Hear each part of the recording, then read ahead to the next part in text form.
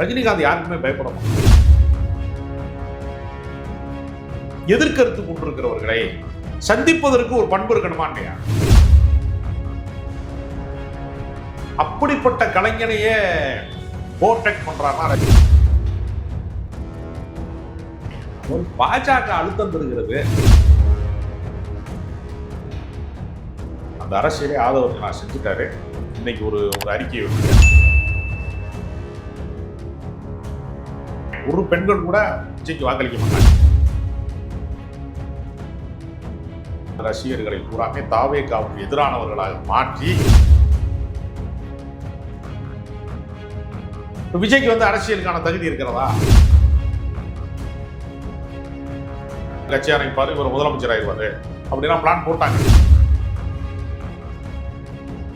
மதவாத அரசியல்ல இருந்து ரஜினிகாந்த் தப்பி விட்டார்.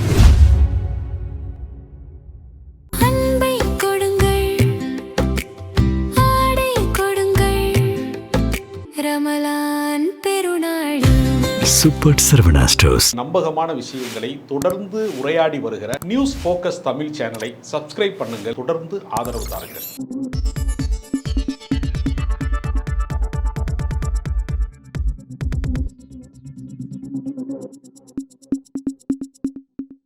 நியூஸ் போக்கஸ் தமிழ் நேயர்களுக்கு வணக்கம். இன்று நம்மோடு இணைந்திருக்கும் சிறப்பு விருந்தினர் அரசியல் விமர்சகர் ராஜகம்பீரன் அவர்கள். சார் வணக்கம். சார் வணக்கம். சார், தாவேகா நிர்வாகியான ஆதவ அர்ஜுனா அவர்கள் ரஜினிகாந்தை பற்றி ஒரு கருத்தை பதிவு பண்ணியிருந்தார். என்ன சொல்லியிருந்தார் அப்படின்னா, எம்ஜிஆருக்கு பிறகு அரசியலுக்கு வர நினைத்த ரஜினிகாந்த் அவர்களை திமுக மிரட்டல் கொடுத்து அரசியலுக்கு வர விடாம பார்த்துக்கிட்டாங்கன்னு சொல்லி ஒரு கருத்தை பதிவு பண்ணினாரு. அதுக்கு ஒரு 5 நாளுக்கு பிறகு நடிகர் ரஜினிகாந்த் அவர்கள் ஒரு எதிர்வினை ஆற்றிருக்காரு. எப்படி பார்க்குறீங்க சார் அதை? ரஜினிகாந்தை இழிவுபடுத்துவதன் மூலமாக திமுக அழுத்தம் கொடுத்து அவர் அரசியலுக்கு வரவில்லை என்று சொல்வதன் மூலமாக ஒரே நேரத்தில் திமுகவை வில்லனாக்கணும். இந்த பக்கம் ரஜினிகாந்த் கோழையாகும். ஒரு கல்லில் 2 மாங்காயின்னு சொல்லுவாங்கல்ல, அது மாதிரி ரஜினிகாந்த் கோழையாக ஓடிப்பிட்டார், தப்பிச்சு.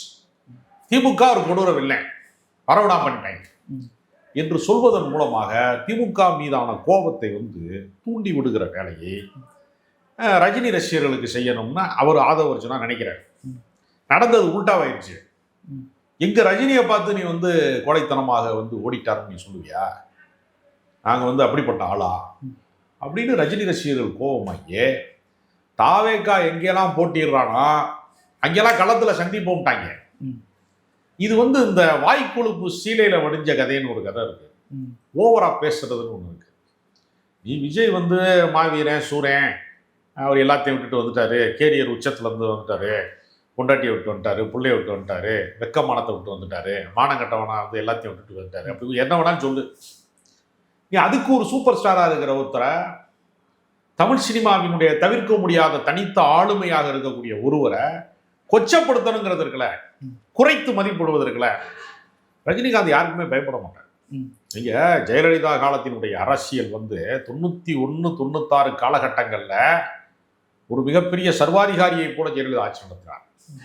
எஸ்மா டெஸ்மா சட்டம், மதமாற்ற தடை சட்டம், ஒரே கையெழுத்தில் 1.5 லட்சம் பேர் வேலையை விட்டு தூக்குனது, ஒரு காட்டு தர்பார் ஆட்சி, பாச்சாத்தியினுடைய வன்கொடுமைகள் எல்லாமே நடந்தது. எப்படின்னா 91, 96 காலகட்டம்.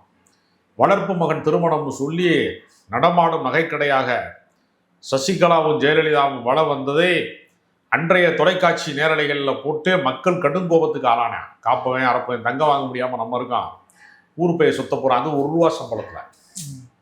சம்பளமே நான் பெற்றுக்கொள்ளவில்லை, ₹1 சம்பளம் தான் வாங்குறேன் என்றெல்லாம் சொல்லி ஜெயலலிதா ஒரு காட்டு தர்பாரை நடத்தின அந்த காலகட்டத்தில் ஜெயலலிதா மீண்டும் ஆட்சிக்கு வந்தால் ஆண்டவனால் கூட காப்பாற்ற முடியாதுன்னு சொன்னால் தைரியசாலி ரஜினிகாந்த். அன்னைக்கு ஜெயலலிதாவை எதிர்த்துட்டு ஒருத்தர் நடமாடவே முடியாது.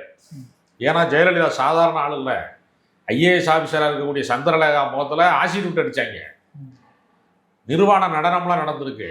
அது சுப்பிரமணிய சாமி அவமானப்படுத்துறதுக்கு பல வகையான அட்டகாசங்கள் நடந்திருக்கு. சாதாரண விஷயம் கிடையாது. ஜெயலலிதாங்கிறது உங்களுக்கு அரசியலில் கருத்து சுதந்திரம்லாம் பேசிட்டுலாம் நடமாடிலாம் முடியாது.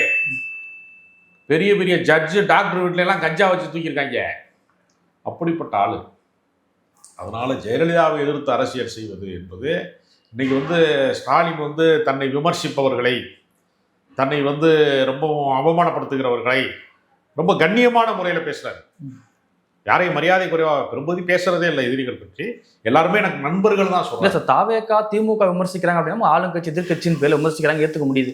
எதுக்காக சம்பந்தமே இல்லாம ரஜினி அவர்கள் மீது விமர்சனத்தை முன்வைக்கணும் ஆதவர்ஜுனா? இல்ல, அவர் என்ன நினைச்சிட்டாருன்னா, விஜய் வந்து ஒரு பயங்கரமான அஞ்சா நெஞ்சன், வந்து பயங்கரமான ஆளு, ரஜினிகாந்தே ஓடுன இடத்துல எங்கால் நிற்கிறாரு என்று சொல்வதன் மூலமாக ரஜினிகாந்தை விட ஒரு உயர்வான இடத்துல ஒரு இமேஜ்ல விஜயை நிப்பாட்டணும் அப்படின்ட்டு ஆதவர்ஜுனா நினைக்கிறேன்.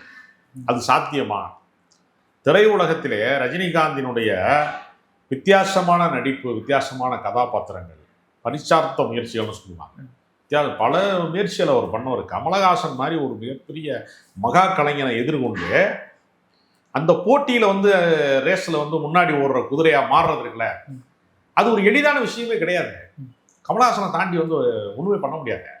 அவர் வந்து திடீர்னு ஒரு குட்ட கமலா நடிப்பாரு, திடீர்னு வந்து ஒரு பெண் வேடத்துல நடிப்பாரு, பல வகையான வித்தைகளை வந்து உலக சினிமாவுக்கு நிகரான பல படங்கள்ல வந்து அவர் நடிப்பாரு.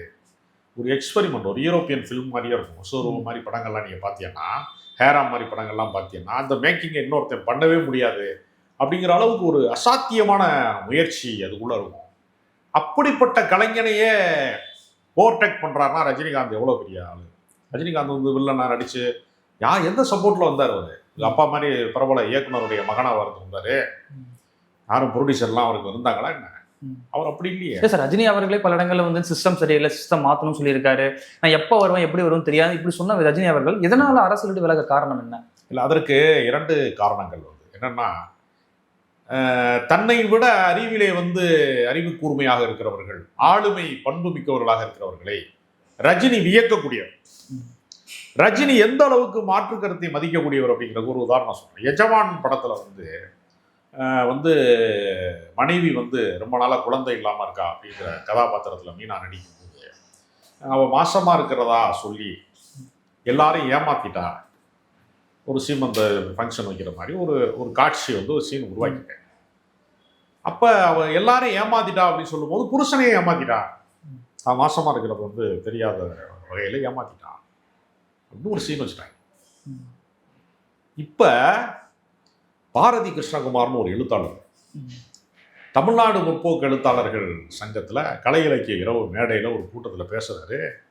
ஏண்டா, ஒரு பெண் வந்து தான் கர்ப்பமாக இருக்கிறதை தகப்பன்ட்ட மறைச்சிடலாம், தாய்கிட்ட கூட மறைச்சிடலாம், ஊரில் மறைச்சிடலாம், தன் கணவனிடத்தில் எப்படி மறைப்பா?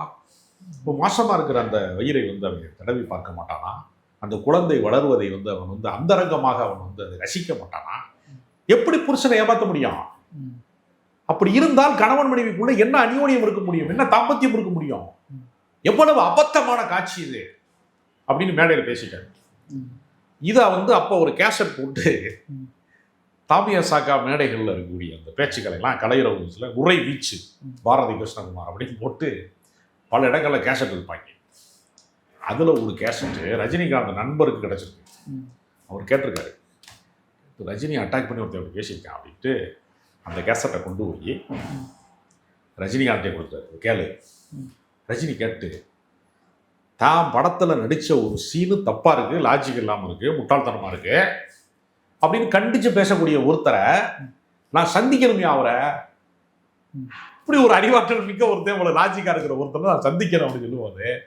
அவர் பாரதி ராஜாவோட அசோசியேட்டாக இருக்கிறவர் அப்படின்னா அவருக்கு ஆள் தூது விட்டு அவரை சந்திப்பதற்கு அவர் ஆசைப்பட்டார். எதுக்கு நான் அதை சொல்றேன்னா, தன்னோடு மாற்று கருத்து கொண்டிருக்கிறவர்களை, எதிர்கருத்து கொண்டிருக்கிறவர்களை சந்திப்பதற்கு ஒரு பண்பு இருக்கணுமா இல்லையா? இங்க கம்பன் விழா நடக்கும் சென்னையில். அதில் பார்வையாளர்கள் வரிசையில வந்து உட்கார்ந்து அந்த தமிழை கேட்கணும்னு ஆசைப்படுவார் ரஜினிகாந்த். எதுக்கு இதெல்லாம் சொல்றேன்னா, தன்னை சூப்பர் ஸ்டாராக நினைத்துக் கொடுக்கிறவர்கள், நமக்கு கொம்பு முளைச்சிருக்குன்னு நினைக்கிறவன் யாருமே நீங்க விஐபிகள் யாராவது செலிபிரிட்டிஸ் யாராவது வந்து பார்வையாளர்கள் ஒரு சேர்ந்து உட்காருவானா? உட்கார மாட்டான். உலகமே வியக்கிற ஒரு பெரிய மகா நடிகன். அப்போ வந்து ஒரு சூப்பர் ஸ்டாரு, அவருக்கு ஜப்பானில் ரசிகர்கள் இருக்கான், சீனாவில் இருக்கான், உலகம் பூரா ரசிகர்கள் இருக்கான். தன்னை எளிமையாக கருதுறாருல, நல்ல கண்ணு மரணத்துக்கு வந்து ஒரு 15 நிமிஷம் உட்காந்து போறாரு. வந்து சீன் போட்டு போகிறது பெருசு கிடையாது. அதனால யாருக்கு அவரை வந்து அச்சப்பட்டாருன்றலாம் சொல்ல முடியாது. அவர் பாஜக அழுத்தம் தருகிறது, அதை அவர் நிராகரிக்கிறாரு. அவர் சொல்றாரு, திருவள்ளுவருக்கும் எனக்கும் யாரும் காவி சாயம் பூச முடியாது அப்படின்னு சொல்றாரு. எப்படி என்ன அர்த்தம் அப்படின்னா, திருவள்ளுவர் எல்லா தமிழர்களுக்குமானவர் அல்லது உலகத்தினுடைய எல்லா சமயத்தவருக்குமானவர். ரஜினிகாந்த் என்கிற கலைஞனும் எல்லாருக்குமானவன். என்ன நீ பிஜேபி பெயிண்ட் அடிக்க முடியாது என் மேல. இல்ல அரசியல் இருந்து விலகிறதுக்கு காரணம் என்ன சார்? கட்சி ஆரம்பிக்க சொல்ல அரசியல்ல வந்து அவர் வர தயங்கியதற்கு என்ன காரணம்னா, தனக்கு அந்த தகுதி இல்லை என்று அவர் உணர்ந்தார். இப்ப விஜய்க்கு வந்து அரசியலுக்கான தகுதி இருக்கிறதா? அரசியலுடைய அடிப்படை விஷயங்கள் அவருக்கு தெரியுமா? இந்தியாவினுடைய பிரச்சனைகள் என்ன, தமிழ்நாட்டினுடைய பிரச்சனைகள் என்ன, இருக்கக்கூடிய சுற்றுப்புற சூழல் என்ன, சாதி ஏற்றத்தாழ்வுகள் என்ன மாதிரி இருக்கு, கிராமப்புறங்களில் இருக்கக்கூடிய பின்னடைவு என்ன, பொருளாதார ரீதியான வீழ்ச்சி எப்படி இருக்கு, இது எப்படி சரி செய்யறது? அரசியலுங்கிறது என்ன? அது ஒரு விஞ்ஞானம். இல்ல சார், 2019 வந்து 22 வரைக்கும் அந்த கட்சி தொடங்கிறதுக்கான வேலைகள்லாம் செய்யப்பட்டது இல்ல ரஜினி சார்பா? அவருக்கு சில அழுத்தம் தரப்பட்டது, சில ஆலோசனைகள் வழங்கப்பட்டது. தமிழறிவு மணிய மாதிரி சில பேர், அர்ஜுனமூர்த்தின்னு இப்போ பாஜக ஒரு ஆள் இருக்காரு, இந்த மாதிரி சில ஆட்கள்லாம் போய் அவர் மூளையை கழுவி இவருக்காக தான் அண்ணாமலை ஐபிஎஸ் பதவியை ராஜினாமா பண்ணிட்டு வந்தார். ரஜினிகாந்த் கட்சி ஆரம்பிப்பாரு, இவர் முதலமைச்சர் ஆயிடுவாரு அப்படின்னா பிளான் போட்டாங்க. அவர் இது சரியா வராது அப்படிங்கிற கலை யதார்த்தம் இருக்குல்ல, இது விளங்காது அப்படிங்கிற விஷயத்தை அவர் புரிந்து கொண்டாரு. விஜய்க்கு அந்த ஞானம் இல்லை. நம்ம அரசியல்ல வெல்வோமா, நமக்கு அந்த தகுதி இருக்கிறதா, இன்னைக்கு இருக்கக்கூடிய தலைவர்களை தாண்டி நமக்கு என்ன ஒரு பெரிய தகுதி இருக்கு அப்படின்னு ஒன்று யோசிக்கணும்ல. அவர் அன்னைக்கு என்ன நினைச்சாரு, நம்ம ஜெயலலிதாவை எதிர்த்துட்டோம், அந்த ஆட்சி வீழ்த்துறதுக்கு என்ன இருக்கு. அன்னைக்கு மக்கள் தலைவர் ஜி கே மூப்பனார் இருக்காரு, கலைஞர் மாதிரியான முதிர்ந்த அரசியல் அறிஞர்களாக இருக்கக்கூடியவங்க, ஆளுமைகளாக இருக்கக்கூடிய இருக்காங்க, அவங்கள சப்போர்ட் பண்ணுவான்னு சொன்னாரு. சப்போர்ட் பண்ணி அந்த ஆட்சி மாற்றம் நிகழ்ந்தது. அவர் வாய்ஸ் கொடுத்ததுனால ஆட்சி மாற்றமே நிகழ்ந்தது.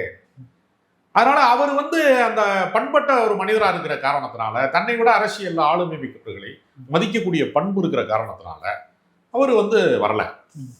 தனக்கு அந்த தகுதி இருக்கு அப்படின்னு அவர் நம்பி இருந்தாருன்னா அவர் வந்திருப்பார். இல்ல சார், ஆதவர்ஜுனா பேசும்போது என்ன சொல்றாரு அப்படின்னா, அரசியல் வராத படங்கள் மூலியமா கொடுத்து ஈடு கட்டுறாரு. இப்ப சன் பிக்சர் போன்ற பல திமுக குடும்பம் நடத்தக்கூடிய தயாரிப்பு நிறுவனங்களை தொடர்ச்சியா பட வாய்ப்புகள்லாம் கொடுக்கப்படுதுன்றாரு.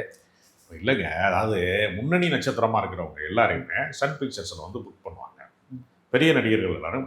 இப்போ அவங்களுக்கான சம்பளம் கொடுக்கக்கூடிய ஒரு பெரிய நிறுவனமா அது இருக்கு. அது அப்படிதான் புரிஞ்சுக்கிறோம். அப்ப சன் பிக்சர்ஸுக்கு பின்னாடி மட்டும்தான் அரசியல் இருக்கா? ஒவ்வொரு நிறுவனத்துக்கு பின்னாடியுமே ஒரு அரசியல் இருக்கு, ஒரு மிகப்பெரிய செட்டப் இருக்கு. தொடர்ச்சி திமுகவுடைய குடும்பம் தயாரிக்கக்கூடிய படங்கள் நடிக்கிறன்ற இப்ப வரக்கூடிய கமல்ஹாசன் ரஜினிகாந்த் சேர்ந்து நடிக்கக்கூடிய படம். இந்த வெக்கம் கட்டவங்களுக்கு அறிவு இருக்கான்னு தெரியல. எத்தனை முறை ரெட் ஜெயின்ல நடிச்சிருக்கிறாரு, குருவி மாதிரி எத்தனையோ படங்கள்ல எல்லாம் நடிச்சிருக்கிறாரா இல்லையா விஜய்? அவரை என்னைக்கா கேள்வி கேட்டிருக்கா? நீ அன்னைக்கெல்லாம் இடிச்சிச்சா? அன்னைக்கு வந்து உதயநிதி பணம் கொடுக்கும்போது உனக்கு இடிச்சிச்சா? குருவி படத்துல நடிக்கும் போது சம்பளம் கொடுக்கும்போது இடிச்சிச்சான்னு கேட்டிருக்கா? அன்னைக்காது அவன் தலைவனை பார்த்து கேளு, அவர் அந்த மாதிரி படங்கள் நடிச்சதே இல்லையாப்ப? சினிமா நடிகனுக்கு அந்த சம்பளம் கொடுக்கக்கூடிய தகுதியுள்ள நிறுவனத்துல அவங்க நடிப்பாங்க. அவங்க வந்து சாதாரண ஒரு புது ப்ரொடியூசர்கிட்ட வந்து ரஜினிகாந்த் நடிப்பாரு, அப்படித்தான் தொடங்கியிருப்பார் வாழ்க்கைய. இன்னைக்கு அவரோட ஸ்டேட்டஸுக்கு, அவருக்கு இருக்கக்கூடிய எதிர்பார்ப்புக்கு சன் பிக்சர்ஸ் மாதிரி ஒரு படத்தில் நடிக்கல, என்ன தப்பு? அது அவருடைய தனிப்பட்ட தேர்வு.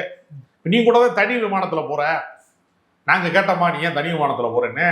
நீ கொள்ளையடிச்சு வச்சிருக்கிற காசு, கள்ள லாட்டரி காசை வச்சிருக்க, கோடிக்கணக்கில் பணம் வச்சிருக்க, நீ உழைச்சி சம்பாதிச்ச காசு இல்லையா நீ தனி விமானத்துல போறேன்னு நம்ம கேட்போமா நம்ம?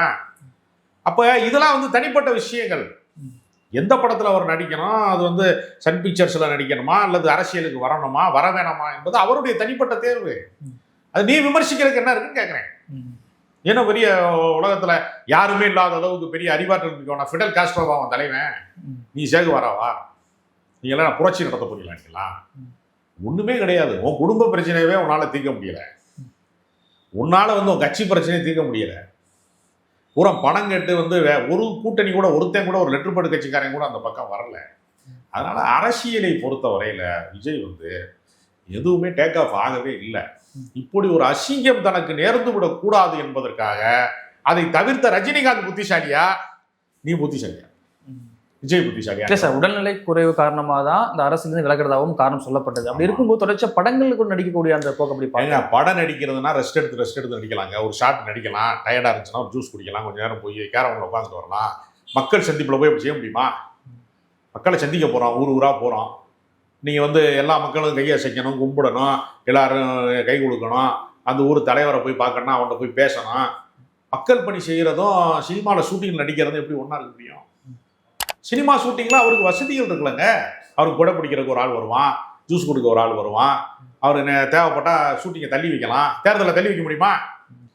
தேர்தல் வந்து 3 அறிவிச்சிருக்கிறாங்க, ஏப்ரல் மாதம் 23 அறிவிக்கிறாங்க அப்படின்னா, இல்லைங்க நான் கொஞ்சம் டயர்டாக இருக்கு, நீங்கள் மே மாதம் ஷிஃப்ட் பண்ண முடியுமான்னு கேட்க முடியுமா தேர்தல் ஆணையத்தில்? சினிமாங்கிறது வேற, அது கற்பனை.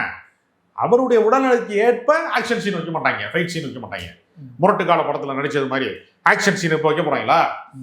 வைக்க மாட்டாங்களா அதெல்லாம். அப்போ அவருக்கு அவருடைய ஏஜுக்கு தக்கன கேரக்டர்ஸ் கொடுப்பாங்க. சினிமாவில் சில மாற்றங்களை செய்ய முடியும், நிஜத்தில் செய்ய முடியுமா? சினிமாவில் ஓடி போய் பாஞ்சு ரயிலை நிப்பாட்ட முடியும். தெலுங்கு படம் பார்த்தீங்கன்னா தெரியும். நிஜத்தில் போய் நிப்பாட்ட முடியுமா? ரயில் சல்லி சல்லியாக நம்மளை நொறுக்கி அள்ளிடும்ல. அது மாதிரி சினிமா வேற, வாழ்க்கை வேற. குறிப்பா ரஜினிகாந்த் அவர்கள் பேசும்போதே அரசியலை வச்சு பேசும்போது என்ன சொல்லுவார் அப்படின்னா, ஆன்மீக அரசியல் மையப்படி தான் பேசுவார். ஒரு தமிழ்நாட்டுக்கு ஒருபோதும் இந்த ஆன்மீக அரசியல் வந்து ஒத்து வராத காரணத்துக்காக வெளியே போயிட்டார் அரசியல் இருந்து. எங்க ஆன்மீகத்துக்கும் அரசியலுக்கு என்ன சொல்லலாம்? ஆன்மீகங்கிறது என்ன? ஆன்மானா உயிர். என் உயிர் வந்து இந்த உடம்புக்குள்ள எப்படி வந்துச்சு, எப்படி போக போகுது, நடுவில் நான் என்ன பாவம் செஞ்சேன், என்ன புண்ணியம் செஞ்சேன், அது கடவுளுக்கு முன்னாடி கணக்கு காட்டுறது அல்லது சரியா நடந்துக்கிறது அப்படிங்கிறதுக்கு பேர் தான் ஆன்மீகம். அரசியலுங்கிறது அப்படி இல்லை. ரோடு போட்டாங்களா, சாக்கடை அடப்பு இல்லாமல் இருக்கா, படித்தவனுக்கு வேலை கிடைக்குதா, பள்ளிக்கூடங்கள் ஒழுங்காக இயங்குதா, சுகாதார நிலையத்தில் மருந்து இருக்கா, அரசு ஆஸ்பத்திரிக்கு போனால் பிழைக்கிறதுக்கு வாய்ப்பு இருக்கா, அன்றாட தேவைகள் சம்பந்தப்பட்டது தான் அரசியல். இந்த அன்றாட தேவைகள் எல்லாம் தீர்ந்ததற்கு பின்பும் கூட என் வாழ்க்கையில் ஒரு நிறைவு இல்லை, ஒரு நிம்மதி வேணும், என்னுடைய வாழ்க்கையினுடைய ஒரு புண்ணியம் வேணும் அப்படிங்கிறது தான் வந்து ஆன்மீகம். ஆன்மீகத்தையும் அரசியலையும் வந்து நம்ம வந்து முடிச்சு போட வேண்டிய அவசியம் கிடையாது. இது வந்து பாஜக செய்கிறது ஆன்மீக அரசியல் கிடையாது, மதவாத அரசியல். கடவுள் எல்லா மதங்களுக்கும் சொந்தமானவரே, ஒரு குறிப்பிட்ட மதத்துக்கு மட்டுமே சொந்தமானவர் அல்ல கடவுளே. இவன் என்ன செய்யறான்னா, ஒரு மதவாதத்தை வந்து முன்னிலைப்படுத்தி கொண்டு பெரும்பான்மை மதத்தை வந்து தூண்டிவிட்டு சிறுபான்மை மக்களை எதிரிகளாக சித்தரித்து 2 பேருக்குள்ள இருக்கக்கூடிய வகுப்புவாத மோதல்களின் வழியாக, கலவரங்களின் வழியாக அவன் தனக்கான ஓட் பேங்கை உருவாக்குறான். குஜராத் கலவரத்தின் மூலமாக தான் மோடி உருவானார். ரத யாத்திரையின் மூலமாகத்தான் பாஜக வளர்ந்தது. ஒரு மத வெறுப்பு பிரச்சாரத்தின் வழியாக பெரும்பான்மை மத உணர்வை தூண்டுவதற்கு சிறுபான்மை மக்களை வில்லன்களை சித்தரிப்பது, மோசமானவர்களாக சித்தரிப்பது, பயங்கரவாதியாக சித்தரிப்பது, தேசபக்தி இல்லாதவர்களாக சித்தரிப்பது, இதுல எப்படி ஆன்மீக அரசியல் வரும்? ஆன்மீகம் என்பது எல்லா உயிர்களையும் நேசிப்பதுதான். வாடுகிற பயிரை கண்ட போதெல்லாம் வாடினேன்னு வள்ளலார் சொன்னார்ல, அந்த எல்லா உயிர்களையும் நேசிக்கிறது ஆன்மீகம். நீ வந்து இஸ்லாமியனை வெறுக்கணும், கிறிஸ்தவனை வெறுக்கணும் என்று சொல்லிக் கொடுப்பது வந்து ஆன்மீகமாகவே இருக்க முடியாது. அதற்கு பேர் மதவாதம். மதவாத அரசியல்ல இருந்து ரஜினிகாந்த் தப்பி விட்டார். அப்படிதான் அதை பார்க்கணும். குறிப்பா ஸ்டெர்லைட் படுகொலை அப்ப தூத்துக்குடி போன ரஜினிகாந்த் அவர்கள் ஒரு கருத்தை பதிவு பண்ணது என்ன அப்படின்னா, இது தொடர்ச்சியா போராட்டம் பண்ணிட்டு இருந்தீங்கன்னா தமிழ்நாடு சுடுகாராயிரம் சொல்லி கருத்தை பதிவு பண்ணார் இல்லையா? அந்த கருத்துக்கு வந்து வலுவான எதிர்ப்பு தமிழ்நாடு முழு வந்தது. அந்த எதிர்ப்பின் காரணமாகவும் அரசியலிருந்து விலகிட்டாருன்னு சொல்லி ஒரு இது இருக்கு சார். இல்ல, அதாவது மத்திய அரசாங்கத்தினுடைய குரலாக அவர் பேசினார். அவர் பாஜக பின்னால இருந்து இயக்கிய போது அவர் அப்படி பேசினாரு. அப்படி பேசுவதன் மூலமாக சில அவமானங்களையும் சந்திக்கிறார். அப்போ அவர் என்ன நினைக்கிறாரு? இந்த அரசியல் நமக்கு வேணும், நம்ம எல்லாராலையும் நேசிக்கப்படக்கூடிய கலைஞனாவே இருந்துட்டு போயிடுவோம், நம்ம சிலரால வெறுக்கப்படக்கூடிய ஒரு அரசியல்வாதியா இருக்க வேண்டிய அவசியம் கிடையாது என்பது நீங்க சொல்ற மாதிரி இது மாதிரி அவமானங்களை அவர் சந்திக்க வேண்டிய அவசியம் இல்லைங்கிறது கூட ஒரு காரணமா இருக்கலாம். குறிப்பா இன்னைக்கு ஆதவ அர்ஜுனாவுக்கு எதிராக வெளியிடப்பட்ட அறிக்கையில வந்து என்ன சொல்லியிருக்கா அப்படின்னா, காலம் பேசாது காத்திருந்து பதில் சொல்லும்னு சொல்லி வெளியிடற. இதுக்கு என்ன பொருள் என்ன சார்? இதற்கு என்ன பொருள்னா, தமிழ்நாடு முழுக்க இருக்கக்கூடிய ரஜினி ரசிகர்கள் கட்டுங்கோபத்தில் இருக்கிறாங்க. தாவேகாவுக்கு எதிராக தமிழ்நாடு முழுக்க களம் காண்பார்கள். அந்த நிலைமையை, ஒரு பகையை வந்து தேவையில்லாம தூண்டி விட்டார். நீ ஒரு இணக்கமான அரசியல் செய்யணும், எதிராளியை வந்து கோபப்படுத்தக்கூடிய அரசியலை செய்யக்கூடாது. அந்த அரசியலை ஆதவ அர்ஜுனா செஞ்சுட்டாரு. இன்னைக்கு ஒரு அறிக்கையை விட்டுருக்காரு, எதிரிகள் அடித்தால் வாங்கி கொள்ளுங்கள் அப்படின்னு சொல்றாரு. பெரியவர் காந்தியவாதிகளே, அடித்தவன் பெரியவனா அடி வாங்கியவன் பெரியவனான்னு கேட்டா, அடித்தவன் பக்கம் வந்து நியாயம் இல்லை, அடி வாங்கியவன் பக்கம் தான் நியாயம் இருக்குன்னா அவன் பக்கம் தான் நிற்கணும், அதான் அறம்னு சொல்லி அகிம்சை கருத்துக்களை சொன்னவர் காந்தி. நீ பெரிய காந்தியா?